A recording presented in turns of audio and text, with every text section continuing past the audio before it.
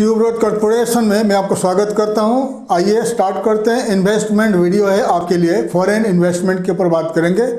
हमारे काफ़ी सारे जो वीडियोस हम आपके लिए ला रहे हैं, export import, investment in abroad and company formation, company registration in abroad, ताकि हम चाहते हैं कि ज़्यादा से ज़्यादा भारत से लोग जाकर फॉरेन में बिजनेस करें और हमारे देश को ज़्यादा से ज़्यादा फॉरेन रेमिटेंस लाए।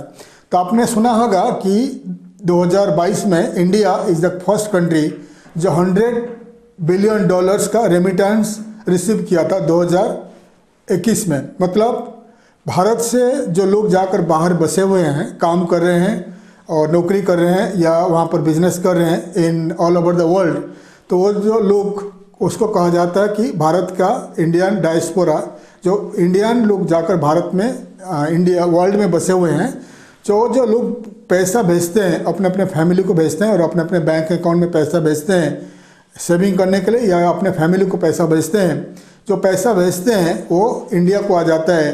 तो इंडिया वर्ल्ड का जो फर्स्ट कंट्री है जो ज़्यादा से ज़्यादा रेमिटेंस $100 बिलियन रिसीव किया है 2022-21 में। फर्स्ट कंट्री है। दुनिया में ऐसा कोई कंट्री नहीं है जो इतना पैसा रिसीव कर सके, क्योंकि ये जो पैसा आता है फॉरेन कंट्री से, America, Canada, all the GCC countries, Europe, तो ऑलमोस्ट हर कंट्री में भारत के लोग जाकर बसे हुए हैं, काम कर रहे हैं, बिजनेस कर रहे हैं, नौकरी कर रहे हैं, तो वहाँ पर रह रहे हैं। तो वो लोग क्या करते हैं, अपने फैमिली को पैसा भेजते हैं या अपने बैंक में पैसा भेजते हैं सेविंग करने के लिए। तो पैसा क्या होता है, वहाँ का बैंक से Indian reserve Bank of India होते हुए इंडिया का आपका बैंक में आ जाती है। तो ये जो ये प्रक्रिया चलता है, प्रोसीजर चलता है, तो इंडियन गवर्नमेंट को भी काफ़ी पैसा मिलता है। एग्जाम्पल, आप दुबई में हो, दुबई में काम करते हो, तो दुबई में आपको दुबई से इंडिया को पैसा भेजना है आपका फैमिली को। तो दुबई में आपने क्या करेंगे, दुबई में जाकर कोई भी एक्सचेंज सेंटर रहता है, money exchange bureau, money exchange centre में आप पैसा भेजते हो। तो मनी एक्सचेंज सेंटर आपको कुछ पैसा चार्ज करता है, सर्विस फीस चार्ज करता है। उस सर्विस फीस को वो पे करता है वहाँ का central bank of UAE, United Arab Emirates का central bank in Abu Dhabi, उसको भी पे करता है कुछ सर्विस चार्ज। तो सेंट्रल बैंक होते हुए वो पैसा आ जाती है to Reserve Bank of India का। तो रिजर्व बैंक ऑफ इंडिया से पैसा ट्रांसफ़र हो जाता है आपका बैंक में। तो ये जो प्रक्रिया चलता है, प्रोसीजर चलता है, तो इसमें आप जो सर्विस चार्ज, छोटा सा सर्विस चार्ज पे करते हो टू द मनी एक्सचेंज, तो मनी एक्सचेंज को भी पैसा मिलता है और UAE का सेंट्रल बैंक को पैसा मिलता है, गवर्नमेंट ऑफ इंडिया का रिजर्व बैंक को भी पैसा मिलता है, आपका जो सर्विस चार्ज, बाकी पैसा आपका बैंक में आ जाती है इन इंडिया। तो ये जो पैसा प्रॉफिट मिलता है गवर्नमेंट ऑफ इंडिया का इकोनॉमी को, हमारा देश का इकोनॉमी को फ़ायदा होता है, क्योंकि $100 बिलियन जो आया है इंडियन गवर्नमेंट को, तो उसका कितना परसेंटेज गवर्नमेंट ऑफ इंडिया को मिलता है कमीशन, जो हमारा देश के लिए फ़ायदा है, हमारा देश का इकोनॉमी के लिए फ़ायदा है।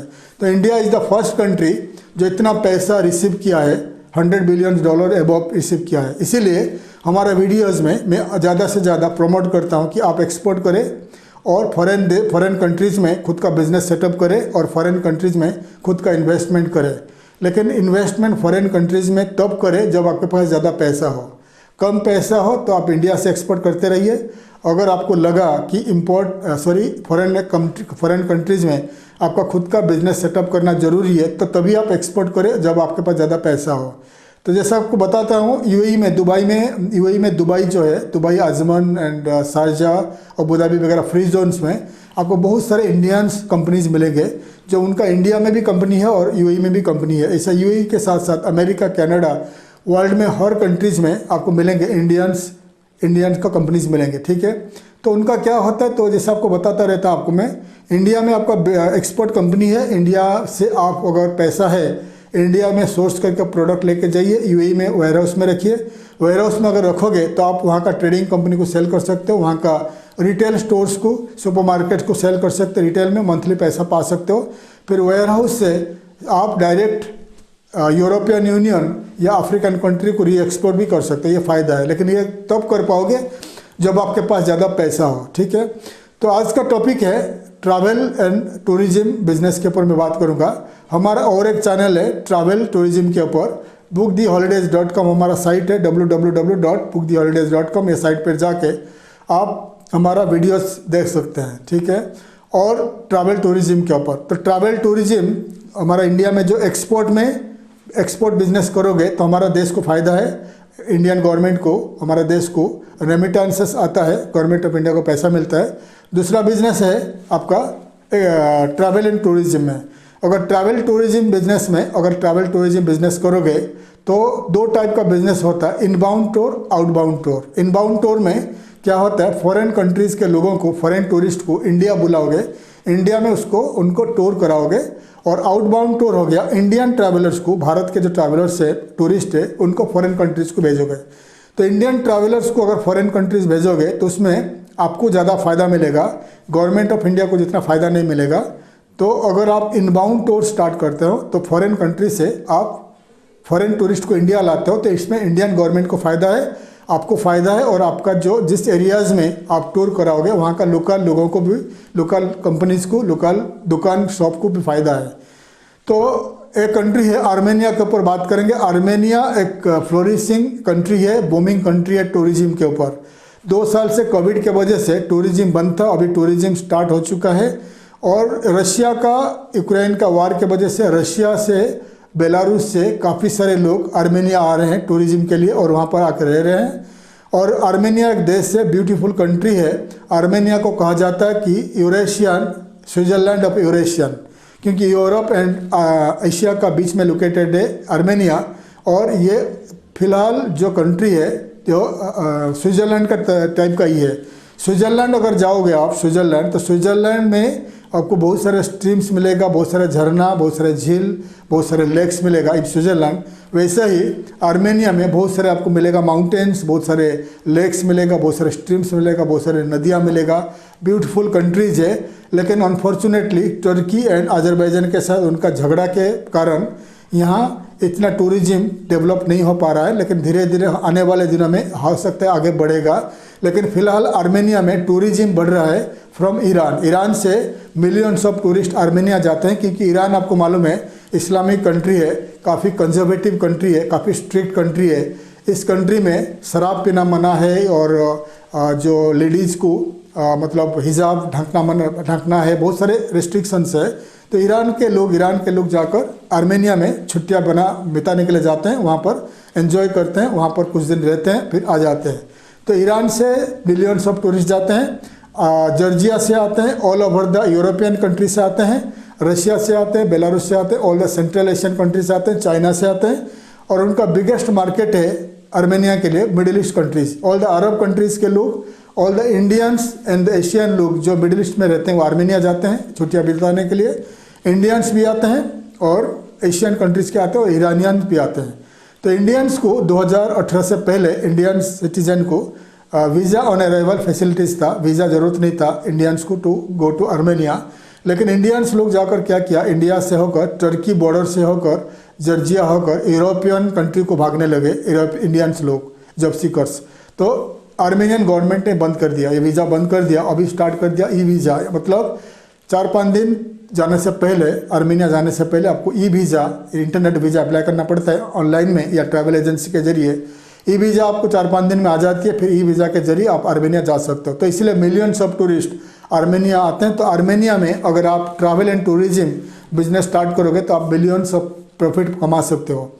तो आर्मेनिया में अगर कंपनी स्टार्ट करोगे तो आपको DMC यानी आपका डेस्टिनेशन मैनेजमेंट कंपनी, तो अलग अलग टाइप का ट्रैवल एजेंसीज होता है, DMC होता है या लोकल टूरिज्म कंपनी होता है, इनबाउंड आउटबाउंड टूर्स कंपनी होता है।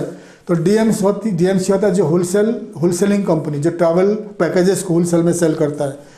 तो बहुत सारे टूरिस्ट आते हैं आर्मेनिया होकर जॉर्जिया जाते हैं, जॉर्जिया होकर फिर वो लोग क्या करते हैं, रशिया जाते हैं, अजरबैजान जाते हैं, ठीक है। क्योंकि आर्मेनिया टू अजरबैजान तुर्की डायरेक्ट नहीं जा सकते। तो आर्मेनिया आते हैं, आर्मेनिया से जॉर्जिया जाते हैं, जॉर्जिया टू तुर्की जाते हैं या जॉर्जिया टू अजरबैजान जाते हैं। तो बहुत टाइप का टूरिज्म पैकेजेस आप सेल कर सकते हैं इन आर्मेनिया। तो आर्मेनिया में इन्वेस्टमेंट करने के लिए ट्रैवल एजेंसी में बिजनेस अगर स्टार्ट करना चाहते हो तो आर्मेनिया में स्टार्ट कर सकते हो। आर्मेनिया में कंपनी फॉर्मेशन आपको लगेगा, ट्रैवल टूरिज्म कंपनी $3,000 $3,000 में कंपनी बन जाती है। उसके बाद आपको जो मेन एरिया में, मेन सिटी का जो मेन एरिया है येरेवन में, आपको दुकान लेना पड़ेगा। दुकान लोगे तो आपको इजीली रेजिडेंसी वीज़ा मिलेगा। ऑफिस मत लीजिए, दुकान लेना पड़ेगा जो पब्लिक एक्सेस हो सके और मेन रोड में दिखाई दे कि आपका ट्रैवल एजेंसी है, ठीक है। तो दुकान ले लीजिए। दुकान लेने के बाद आप कंपनी रजिस्ट्रेशन कर लीजिए, ट्रैवल एंड टूर कंपनी।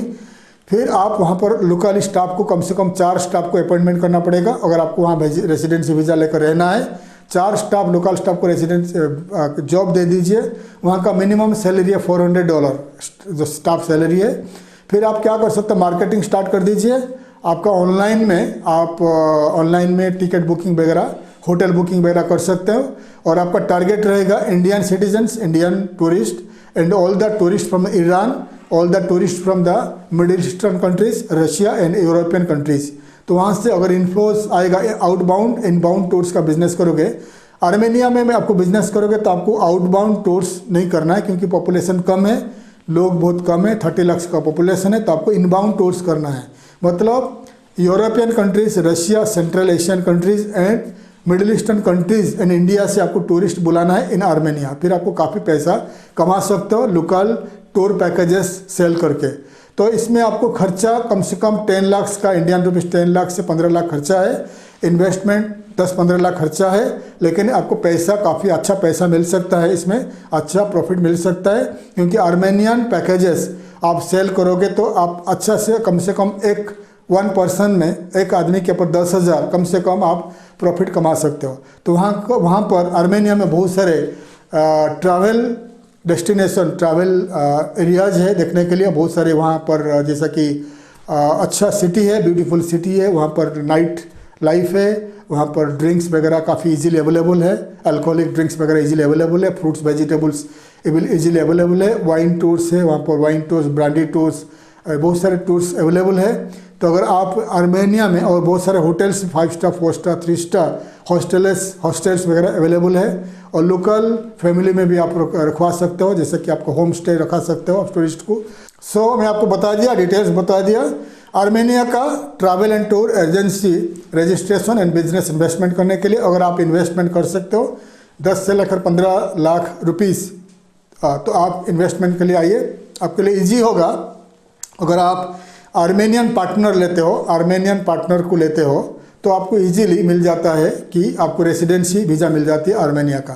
तो आप खुद का अगर बिजनेस स्टार्ट करना चाहते हो, खुद का travel and tour business start करना चाहते हो इन आर्मेनिया, तो आपको ज़्यादा इन्वेस्टमेंट चाहिए, 25, 30, 50 लाख का इन्वेस्टमेंट चाहिए। तो आपको इजीली इन्वेस्टमेंट, क्योंकि आर्मेनिया में क्या होता है, तो पहले बहुत सारे इंडिया से लोग गए और ट्रैवल एजेंसी स्टार्ट किए, फिर इंडिया से लोगों को लाकर वहाँ से आर्मेनिया होकर यूरोपियन कंट्री को भगा दिया। तो ये इसी प्रॉब्लम के वजह से आर्मेनियन गवर्नमेंट इंडियंस कंपनी को ज़्यादा प्रमोट नहीं करता कि travel and trade business, travel and tourism में इन्वेस्टमेंट करें।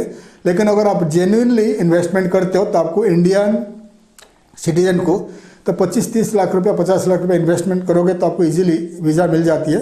15 लाख भी इन्वेस्ट करोगे वीज़ा मिल जाती है। लेकिन मेरे हिसाब से आपको आर्मेनिया का एक सिटीजन को ले लीजिए पार्टनरशिप में, 10, 20, 30% पार्टनरशिप में ले लीजिए, ट्रैवल एंड टूरिज्म स्टार्ट कर लीजिए, 15 लाख तक खर्चा कर लीजिए, इन्वेस्टमेंट कर लीजिए, तो आपको इजीली आप अच्छा पैसा कमा सकते हो। अगर आप इन्वेस्टमेंट करना चाहते हो in Armenia travel and tour businesses में, आप हमें कांटेक्ट कर सकते हैं।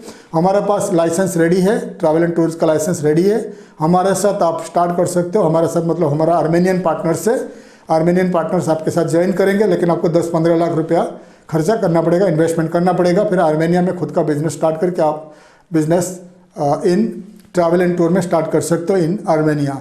आपको इजीली एक्सेस मिलेगा, रेजिडेंसी वीज़ा वगैरह आपको मिल जाती है। फिर आप वहाँ पर फैमिली लेकर रह के बिजनेस कंटिन्यू कर सकते हो।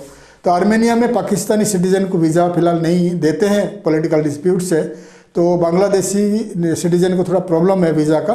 फिर भी बांग्लादेश सिटीजन, नेपाल का सिटीजन, श्रीलंकन सिटीजन ट्राई कर सकते हैं। लेकिन इंडियन सिटीजन को 100% एक्सेस है, 100% मोटिवेशन है गवर्नमेंट से, तो आप आर्मेनिया में जाकर travel and tour businesses start कर सकते हैं। अगर आप इंटरेस्टेड है तो आप हमें कांटेक्ट कर सकते हैं, हम आपको मदद करेंगे।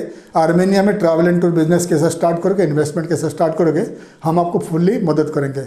मैं आशा करता हूँ हमारा वीडियो आपको अच्छा लगा। वीडियो को लाइक करिए, शेयर करिए, सब्सक्राइब करिए, ताकि आपके लिए मैं इन्वेस्टमेंट के ऊपर और ट्रैवल इन्वेस्टमेंट एंड आपका एक्सपोर्ट इंपोर्ट के ऊपर काफ़ी सारे वीडियोज़ मैं आपके लिए ला पाऊँ। थैंक यू, धन्यवाद, जय हिंद।